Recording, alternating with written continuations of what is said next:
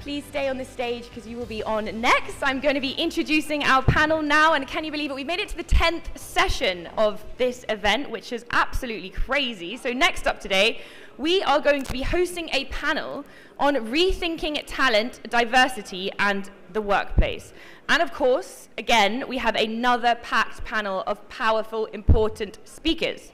So could we please welcome to the stage Saira Awan Malik, the president of TCS Private Limited. Please, warm round of applause for Saira. And joining her is Dr. Rehan Al-Taji, founding partner of Saudi X, KSA, and founder and CEO, PXDX UAE. Round of applause, please, Dr. Rehan.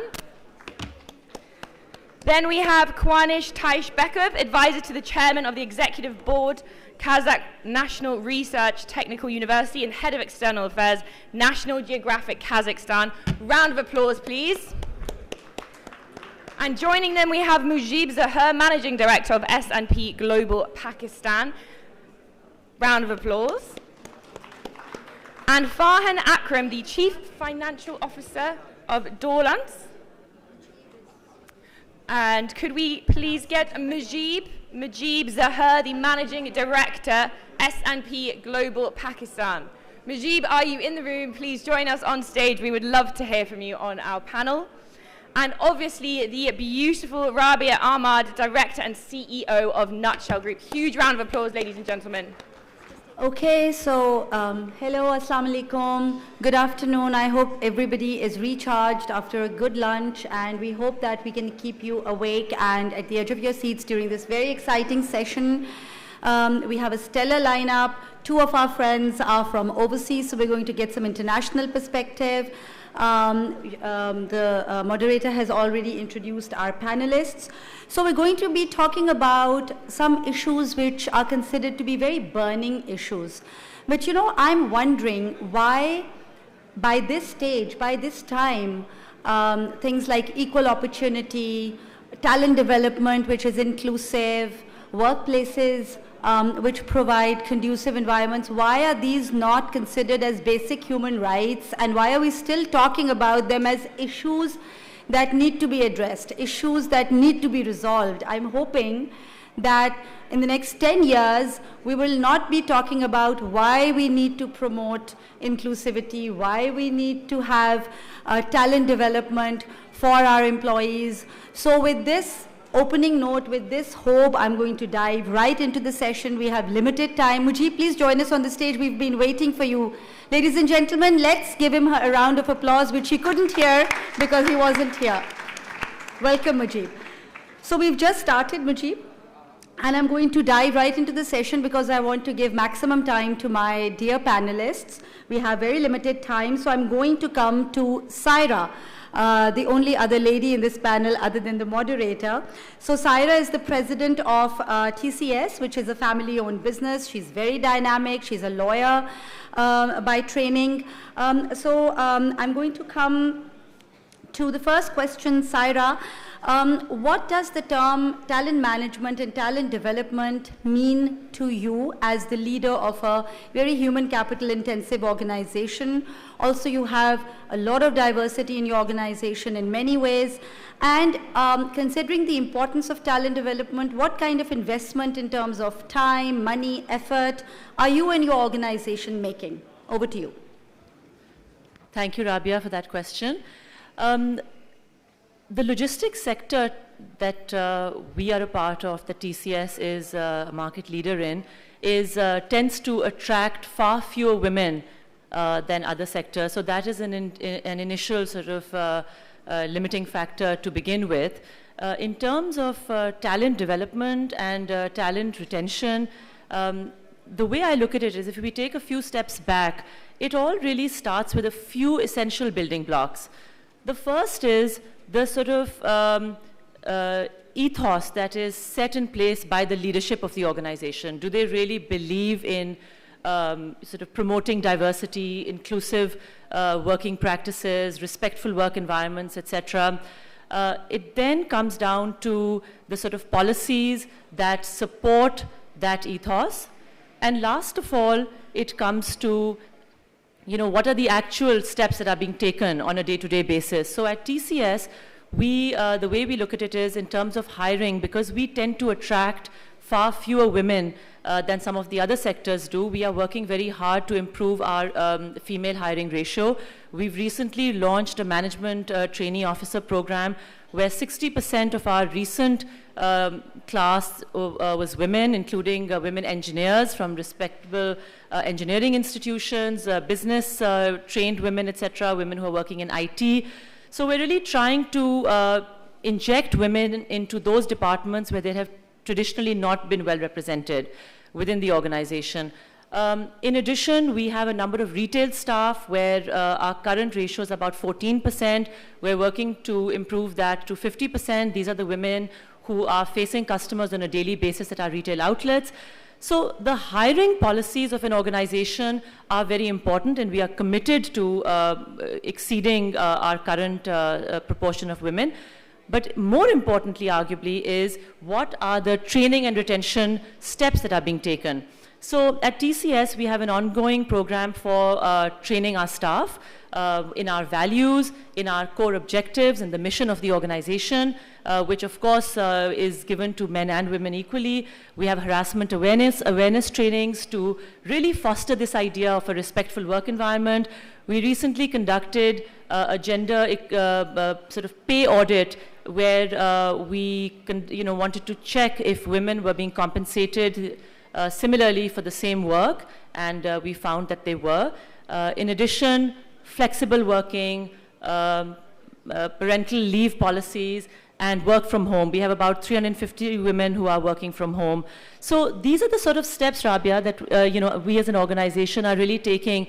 But coming back to the idea of leadership, I think it is also important to see women leaders, and at the senior level, we are, I must say, a little underrepresented. I do head the organization, and I hope that just seeing women in senior roles, including myself, that I can personally be a role model and attract more women who can then work their way up the organization. Thank you for that, Saira. And actually, you've spoken about some very inclusive strategies for talent development, which is going to bring me to my next question and my next panelist, Mujib.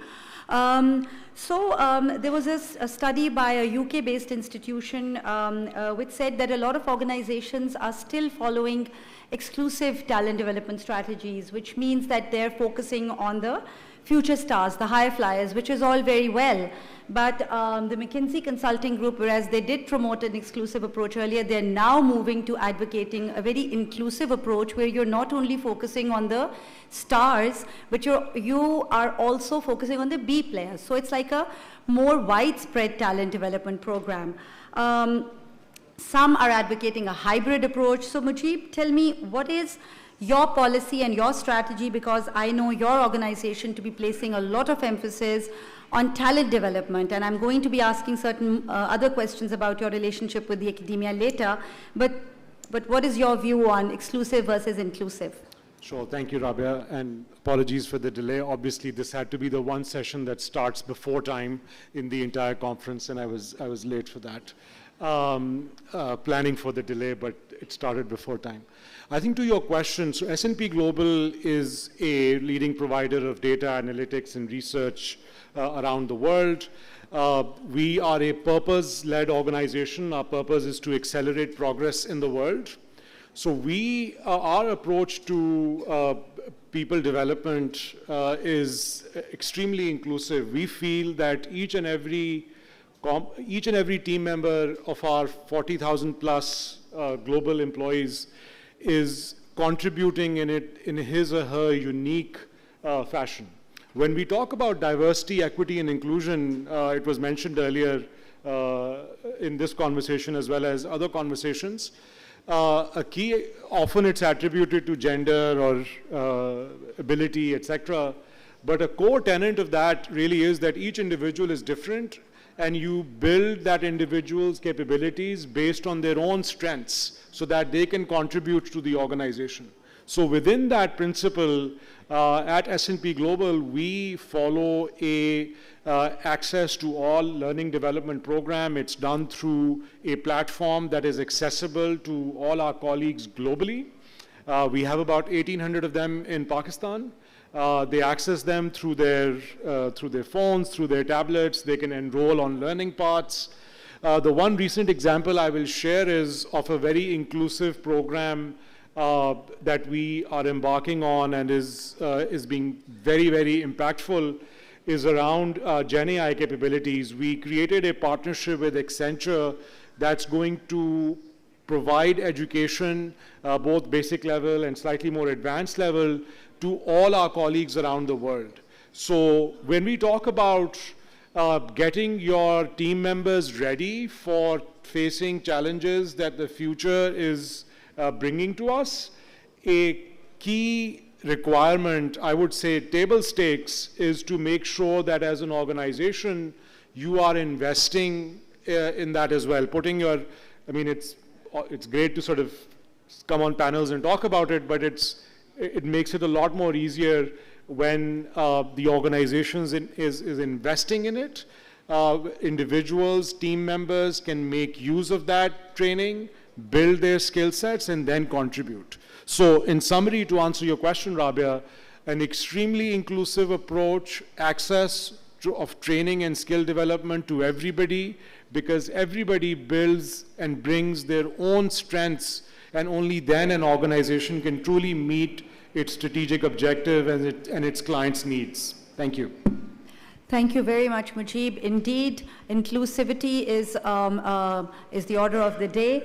Farhan, you're from a manufacturing concern, obviously a lot more capital intensive, and we have this ongoing debate about soft skills versus hard skills, and there's also this cliched notion that generally technical people or engineers are not good at soft skills.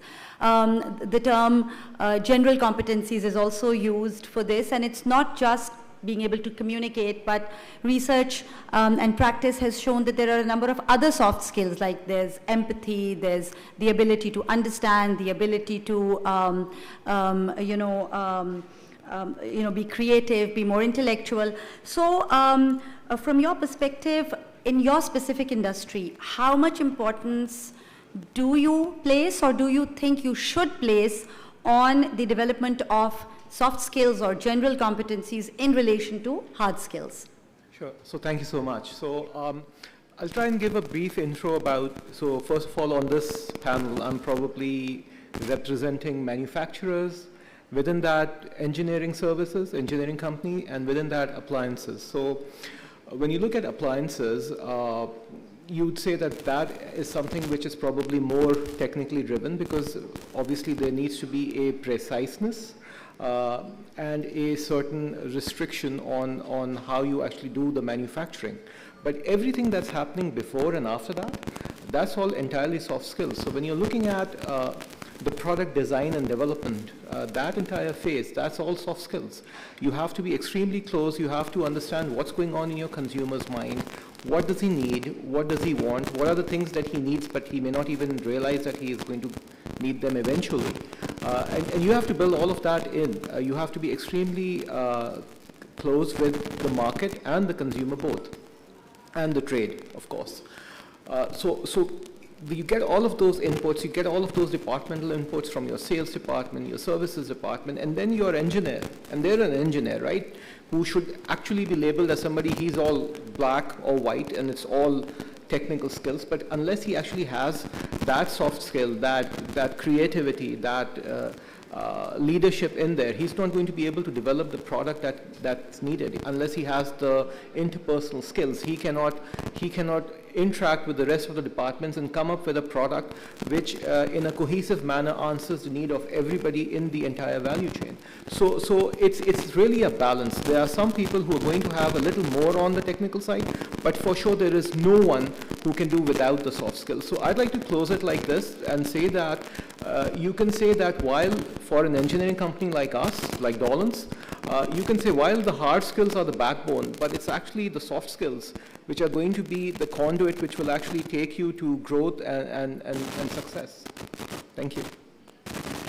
Thank you. So you've actually hit the nail on the head that these softer skills are very important as you're going up the ladder, and to have a bigger picture rather than a tunnel vision of what you're producing. Okay, so I'm coming back to you, Mujib. So I know for a fact that one of your major goals has been to be an employer of choice. And you work very closely with academia to be able to get the kind of talent that you want. So I'd like to know, since you're a multinational and you're operating in so many countries, maybe you'd like to quote some talent development models that are kind of prevalent in other economies that you're working in. But where is Pakistan standing in terms of the kind of talent that you want from the academia, and also how are you designing your talent development programs to address that gap that exists? Wow, that's like 3 questions in one. I'll try to take each of them. You can get an extra minute. I think first of all, when it comes to how do we, when we look at the global landscape from a talent perspective, it's literally a multi-billion-dollar question, if not a trillion-dollar question. Talent in this day and age is the #1 resource constraint that a lot of organizations face. No matter if you're a technology company or in the financial services area, or manufacturing concern, skilled labor is something that is in shortage globally, especially since the post-pandemic global economic model where opportunities are sans borders. People from Pakistan, people from the region can find opportunities globally in different economies and different geographies and different skill sets. So I think it's a collective problem that is being looked at to solve across multiple tangents and multiple geographies. When you speak about how does Pakistani talent fare when we pit them against global talent, so we have offices across the globe. As Rabia was mentioning, we have a large presence in India, we have presence in the Philippines, in Argentina, in Malaysia, South Africa. So a very good talent snapshot is available to, and hiring managers from Pakistan, as well as Pakistani talent gets engaged across all of these geographies. So a couple of things that we've been able to observe. I think we have fantastic talent in the country. This year, so far, we've hired about close to 350 people, or we filled 350 roles. A lot of them fresh grads. We go to universities like FAST and NUST for top technical talent or talent from technology skills. And we're able to find the skill sets that we need. The key question is, are we able to find, in the magnitude that we want? The answer is absolutely not. This is not that absolutely not, but different absolutely not. The gap that we have, that other countries have solved for in different methodologies, which I will get to, the gap is the scale at which we are producing is not meeting the demand. The demand is outpacing scale significantly. We produce 25,000 tech graduates, but only about 3,000 of them are immediately employable. The rest of them are not immediately employable. We need to solve for that problem. How can we make them immediately employable so that tech companies here as well as globally can find that talent from the country? A couple of models that other countries have adopted, we started on it a couple of years ago. We need to scale it up, and that model is boot camping. So taking fresh graduates or people with a year or two's experience and conducting boot camps that give them specific skills. And then those specific skills, India has done this very, very successfully in the technology space. They've trained people who are Salesforce developers, Tableau developers, AWS developers, people skilled with Power BI skills. These are all skill sets that everybody's looking for. I joke, if somebody can give us 200 Salesforce developers tomorrow, we will give them an offer letter the day after. Maybe they'll go through a background check, but they'll get an offer letter. We just don't have that skill set available. Traditionally we never hired in Karachi. We've hired in Karachi to tap into that talent as well. So models are available, Rabia, for countries and organizations to follow. We just need to implement them. Internally, to the last part of your question on how we address that need, we have developed, as I mentioned in the response to the first question, a very robust and detailed in-house learning management system that has this concept of career paths. So if I have no technical skills and I've joined in our data analysis area and I want to build my career in technology, I can enroll in a career path that will take me maybe 8 to 12 months, but it will get me to a point where I will be able to qualify for internal positions in technology roles. We do not ask for people to have technology degrees. We want people to have the skill sets.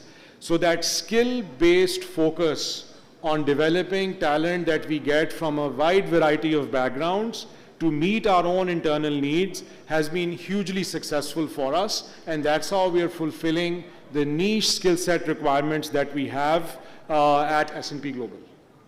Thank you, Rabia. Thank you very much.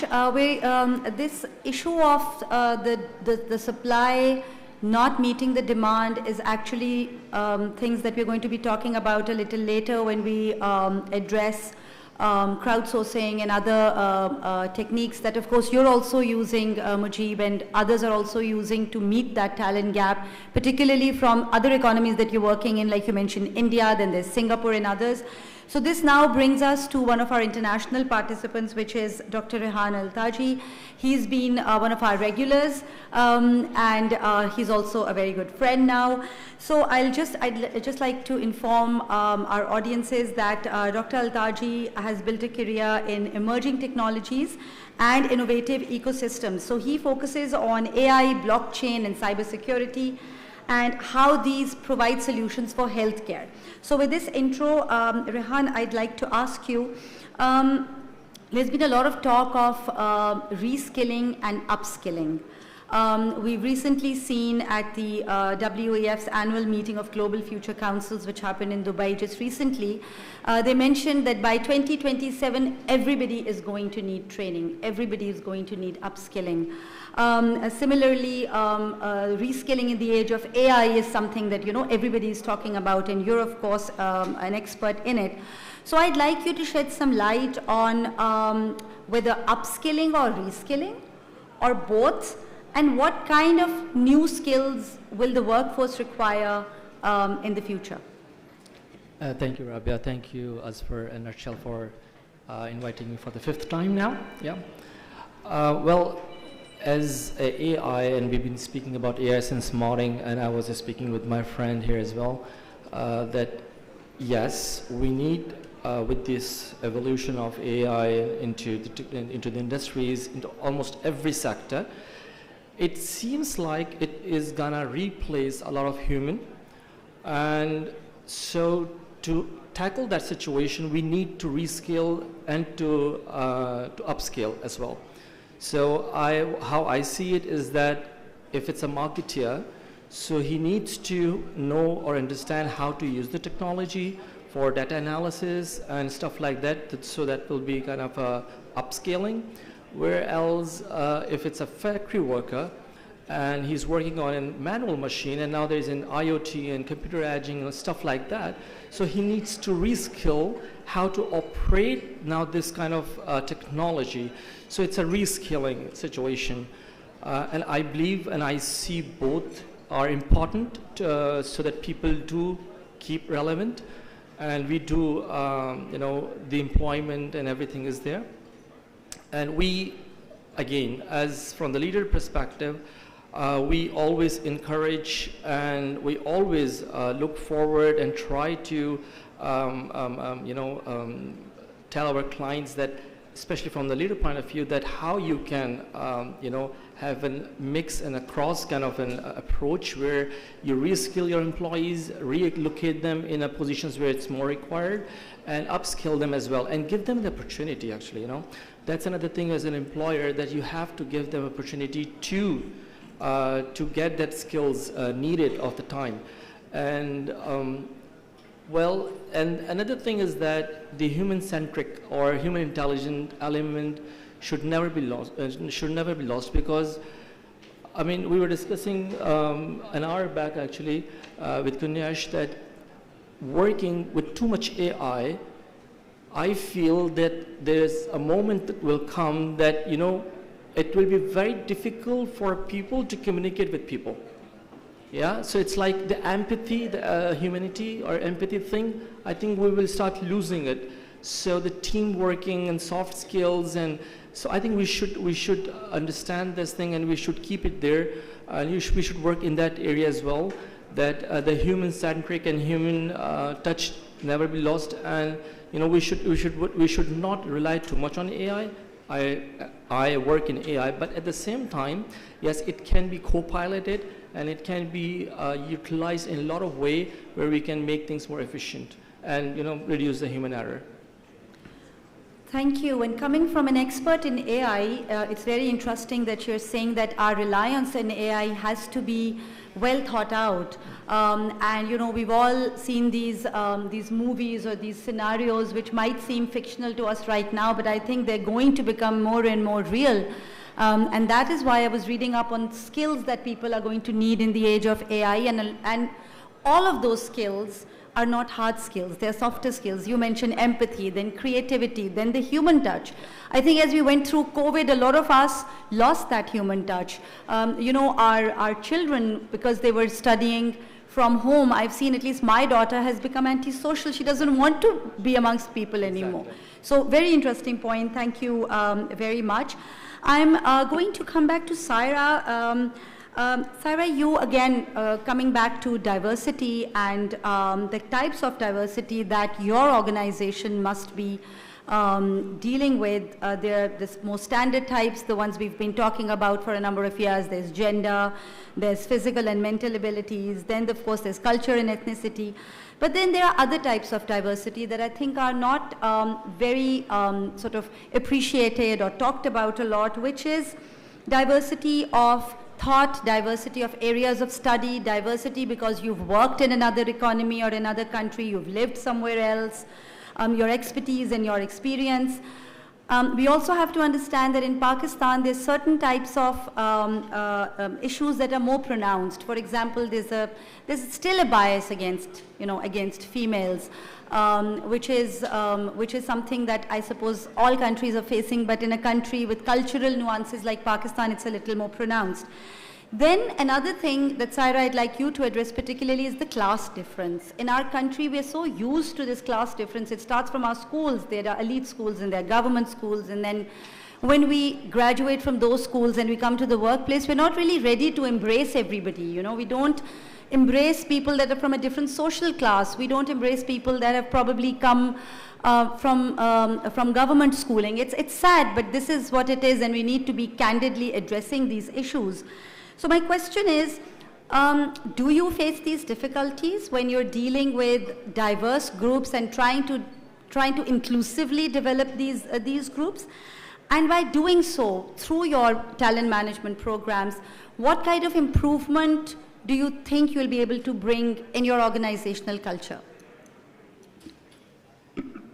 Thank you, Rabia. Again, a very vast, comprehensive question, and I'm going to try to answer it the best I can.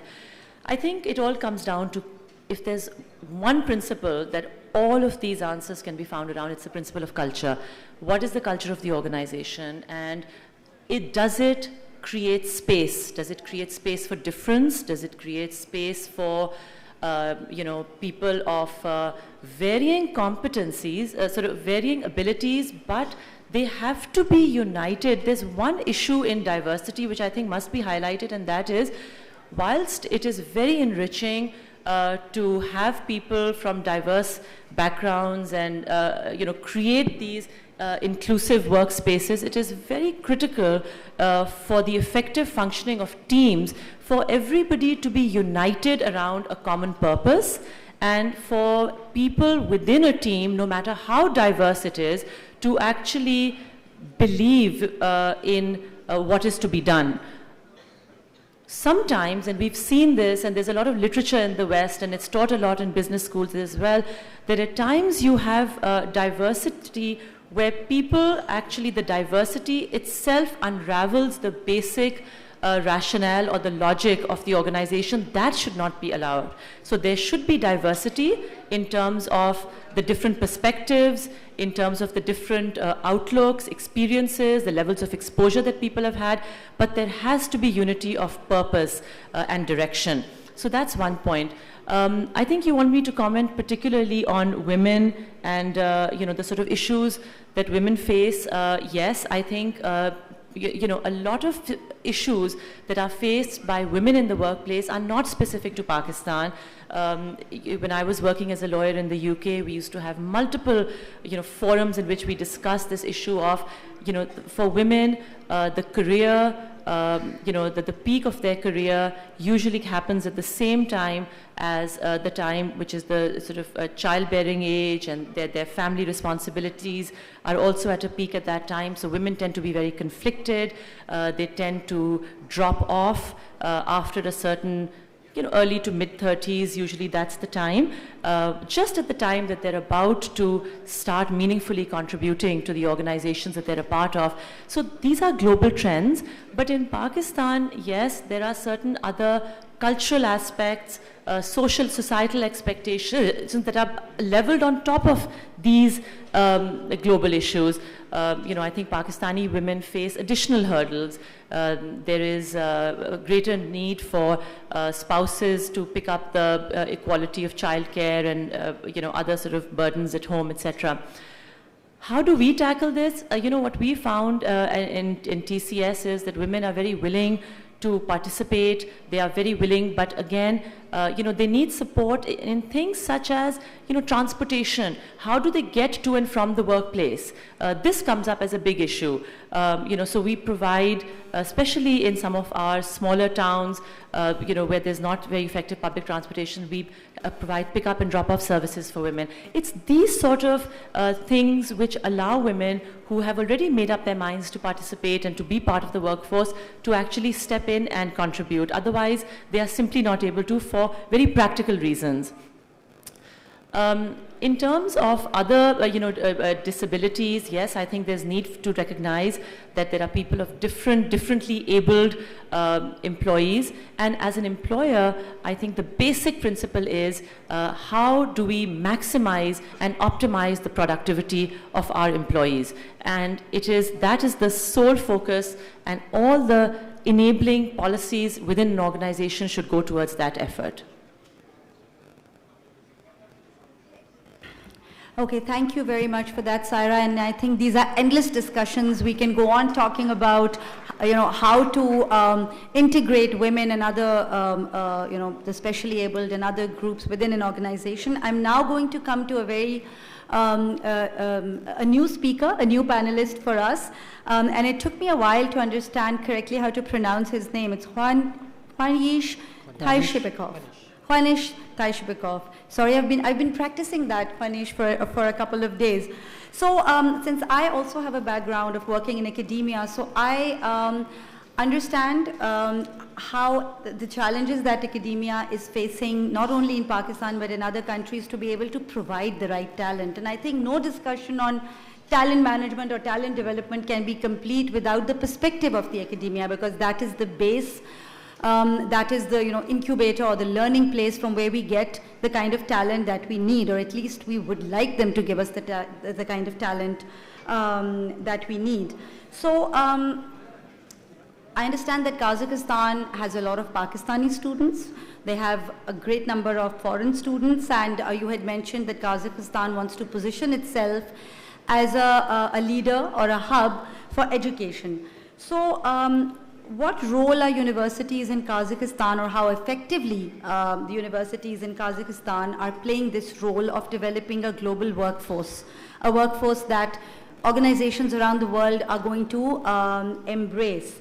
And also, since you've worked in interdisciplinary sort of harmony, trying to create what we spoke about, like a complete individual that is good with soft skills, hard skills, etc. So how do you think with these evolving trends you're able to also incorporate that aspect and give the kind of graduates that people like Mujib and everybody else in this room needs? Manish, over to you. Thank you for the questions. Dear ladies and gentlemen, esteemed colleagues, and future leaders. Thank you for having me here today. Before I start, I would like to make one point. So I'm participating since yesterday in all sessions, amazing sessions, outstanding sessions. What I understand is that currently in the short term, Pakistan as a priority is putting the economic growth on the first place. I think, in my personal opinion, that the education should be on the first place. Education of the nation in the long term will give a great return. Imagine in 10 years if Pakistani students will have high school students and the university students will have great education, competitive education, then the Pakistan will start to grow. Kazakhstan and Pakistan, we are developing and ambitious countries. And so I hope you agree with me that the education should be on the first place in the development of the country. Regarding the Kazakhstan, so starting from 1993, our government started to realize it and it opened the scholarship program called Bolashak, Future, and started to send best and talented and gifted students around the world to the best universities. And for now, we have around 13,000 graduates from around the world that is working on and sacrificing themselves for our economy in Kazakhstan.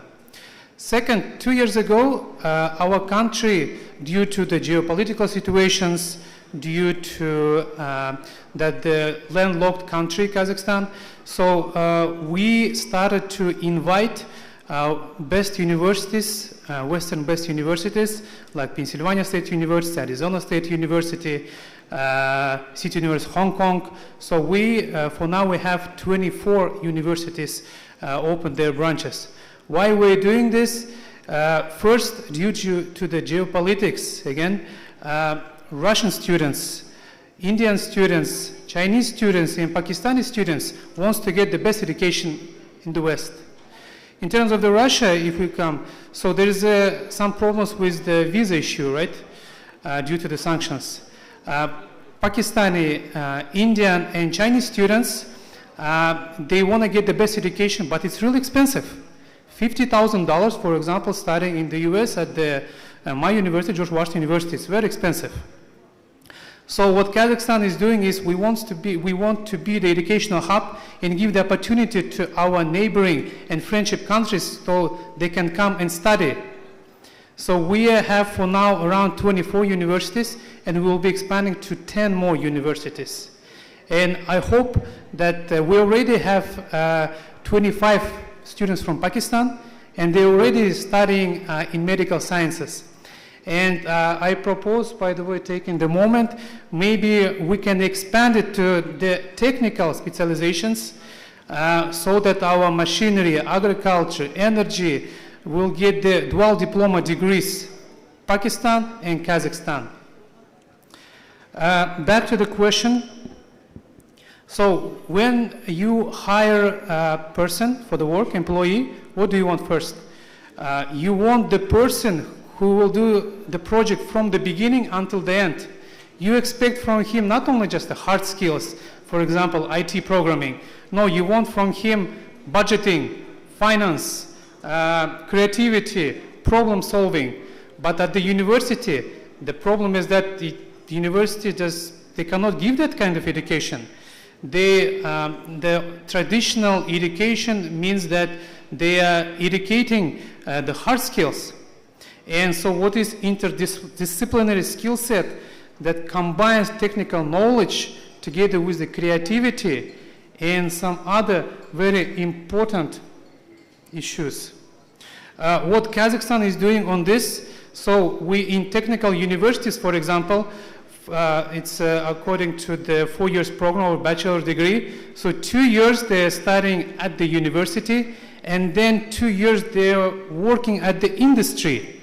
So two program. So let's say they're getting the theory for the 2 years and then they'll be working at the factory, for example, in machinery industry. So at the end, you solve few problems. First problem you're solving is that you know that where this guy will work, for example, yes? Because usually the company, what they want skilled employer from the beginning. Second, if this alumni will not graduate, will not work there, he already know how to talk to the people, he knows how to work on the environment, so he learns how to be in a team. So by this, we believe that by this approach, we believe that the students at the end of their education, they will get the higher quality education, and second, they get the experience. Okay, thank you very much, and I think universities in Pakistan would do very well by collaborating with universities in Kazakhstan, considering the similarity in culture. And also, I believe you mentioned that we have about 25,000 Pakistani students at the moment, and you also have students coming in from other parts of Central Asia. Right. In Kazakhstan. Right. Okay, thank you. So, Rehan, you work in multiple markets. You deal with a lot of diversity. You work with diverse workforces. So let's talk a little bit about how you think diversity is a driver of innovation.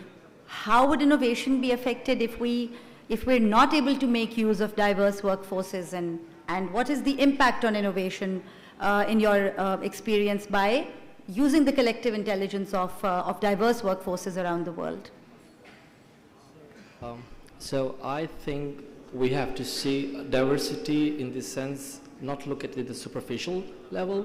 I think we have to go a bit deep and see that diversity doesn't mean male and female and different age groups. But I think the having different ideas is also part of diversity.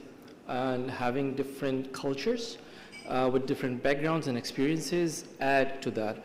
And in this age, in this digital age where we are crowdsourcing, trying to reach out to the global human capital, different cultures, different people are working for you from different locations, different time zones. So that's a diversity in itself as well. And it adds to your risk management as well, because it helps you to understand that how we can see different, the same thing with a different perspective. Also, we can use, and we are using AI to evaluate the employees and the skill gaps they have, and the things that need to be done to make them more efficient. So here we are using the AI. The AI can use the pattern analysis and profiling of the employees, depending on the HR data, depending on the inputs through focused interviews with the employee, and based on that we can work. Still, it's in a very early stage.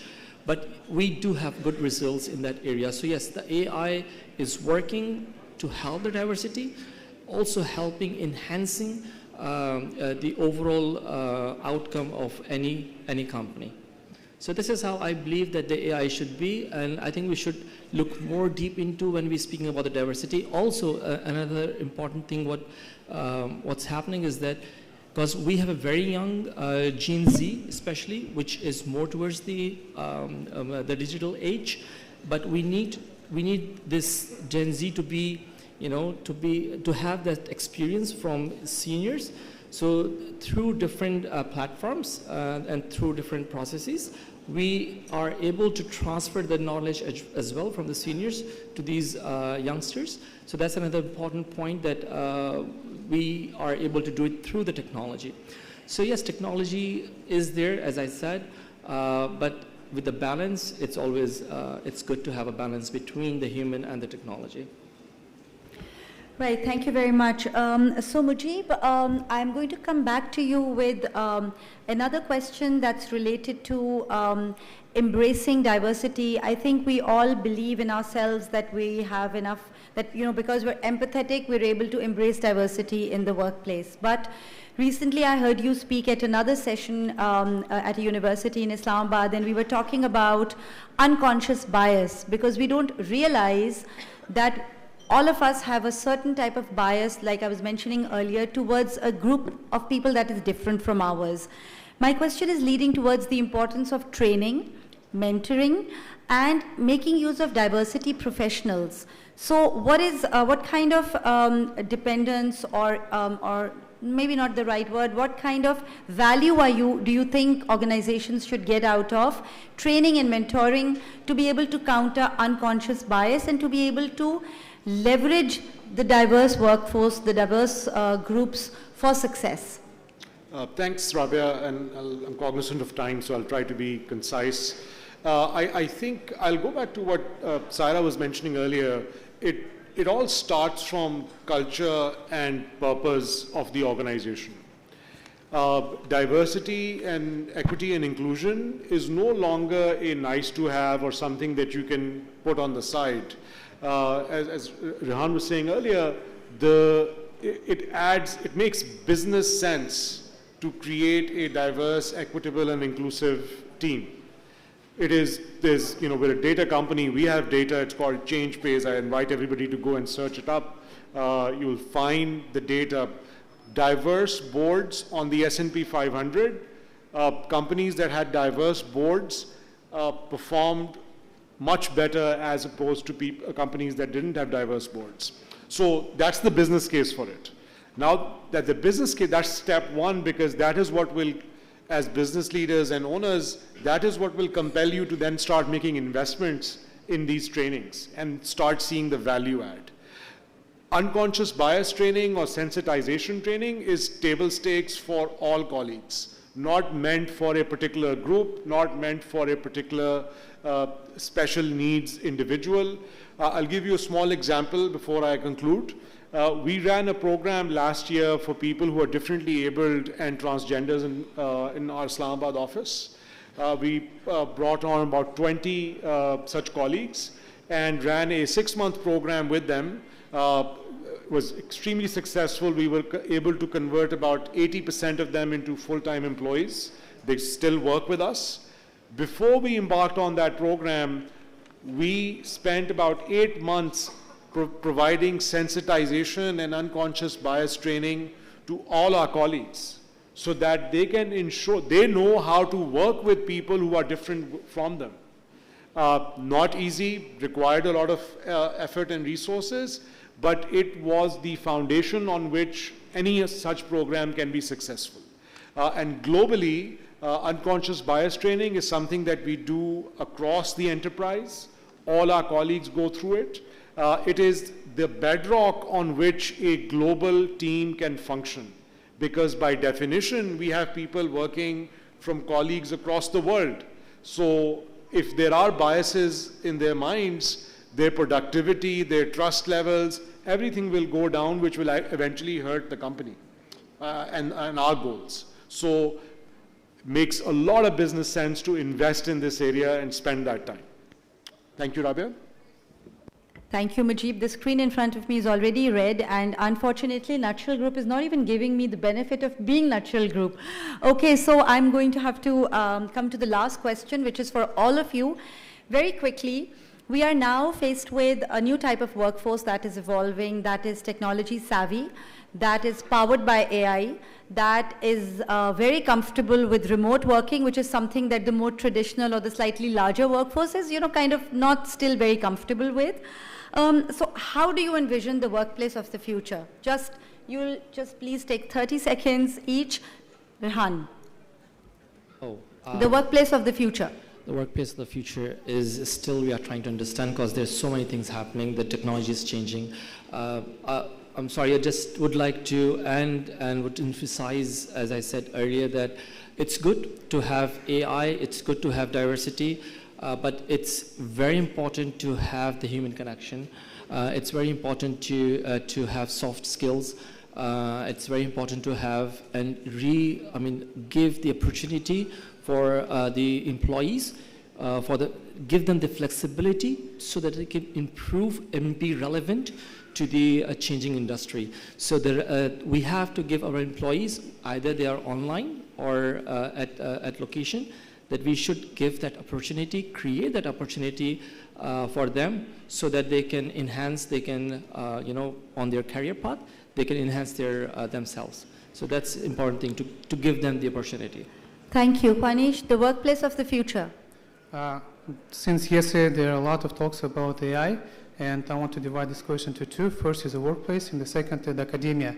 In academia, I think it will not be more than 50%. Why? Because it could solve for example, we handle repetitive tasks.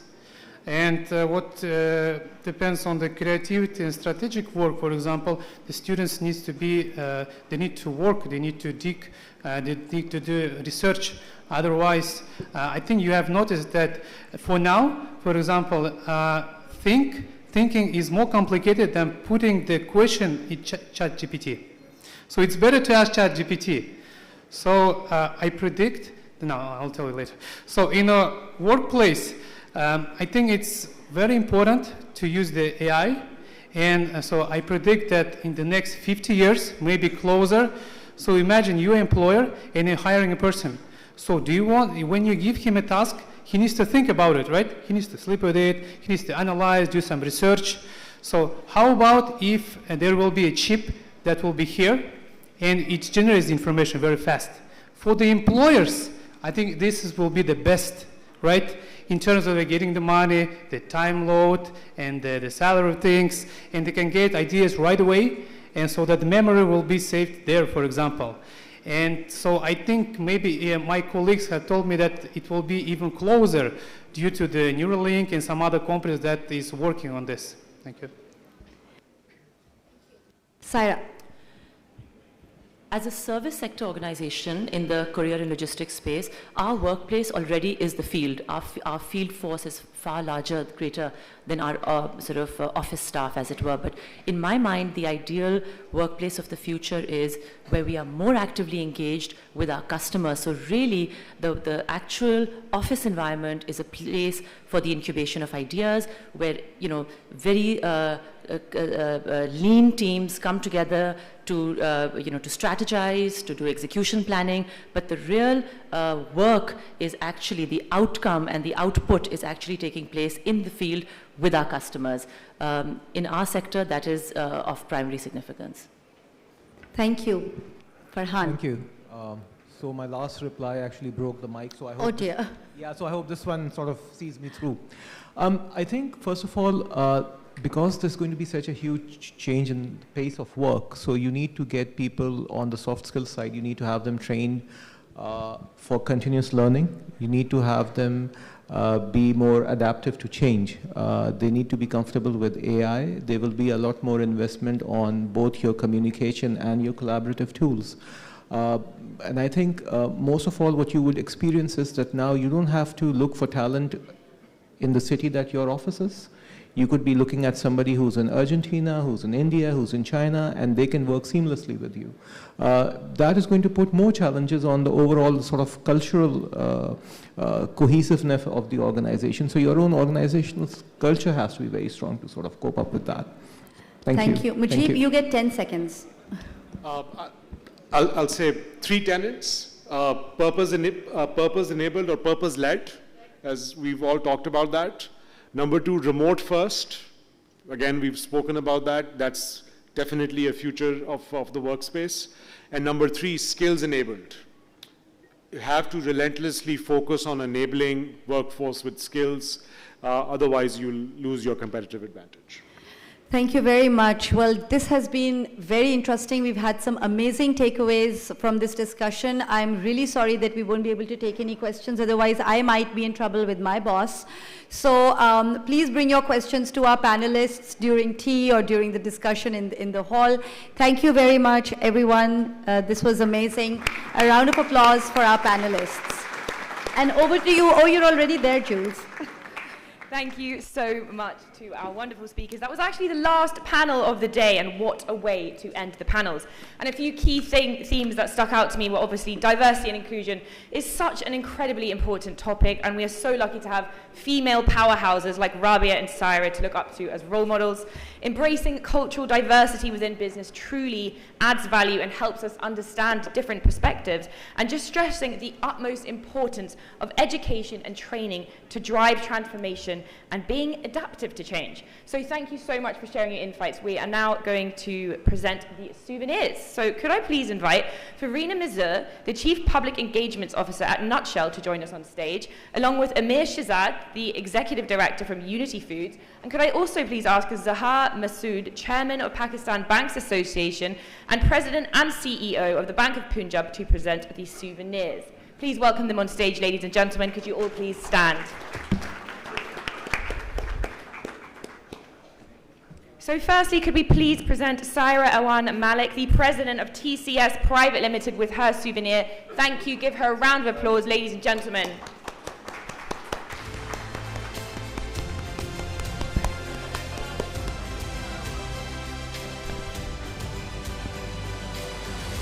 Round of applause. Thank you, ladies and gentlemen. And next up, can we please present Dr. Rehan Al-Taji, the founding partner of Saudi X KSA and founder and CEO of PXDX UAE. Thank you, ladies and gentlemen. Let's give him a round of applause.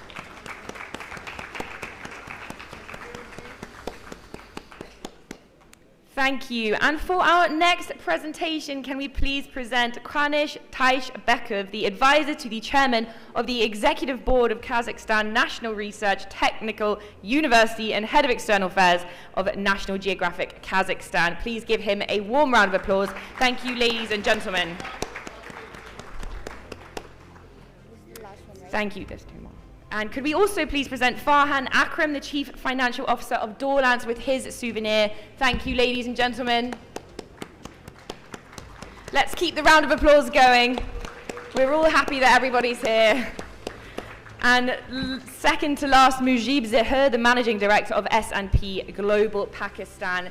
Let's please present him with his souvenir. Thank you, ladies and gentlemen. Round of applause. Thank you, Mujib. And of course, we cannot forget the wonderful Rabia Ahmad, the Director and CEO of Nutshell Group. Please could we present her also with a souvenir. Ladies and gentlemen, thank you so much. Round of applause for our esteemed speakers.